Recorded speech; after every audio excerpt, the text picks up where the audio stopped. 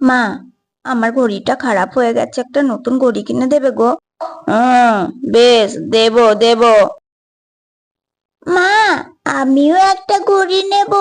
আমার টাইম দেখতে খুব অসুবিধা হয়, খুব অসুবিধা হয়। হ্যাঁ, তোরও লাগবে?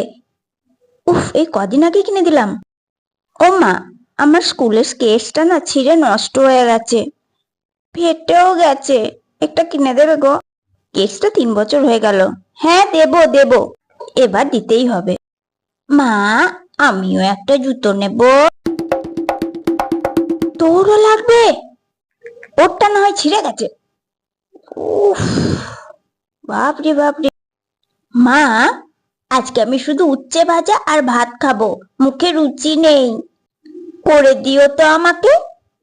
না না, আমি আর কিচ্ছু খাবো না, শুধু উচ্ছে ভাজা আর ভাত খাবো, বুঝেছো? ঠিক আছে। ও তো উচ্ছে ভাজা দিয়ে খাবে, তুইও নিশ্চয়ই উচ্ছে ভাজা দিয়েই খাবি। উচ্ছে দিয়ে ভাত?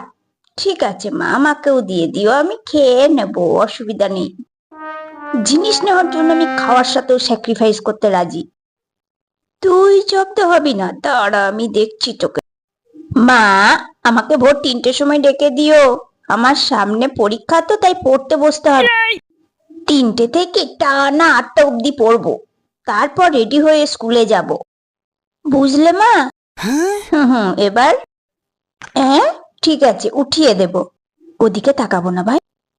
দেখ, দিদি 3টে থেকে পড়তে বসবে। ওর সবই তো নকল করিস, নিশ্চয়ই 3টে থেকেই উঠবি। আমিও তোকে 3টেতেই উঠিয়ে দেব।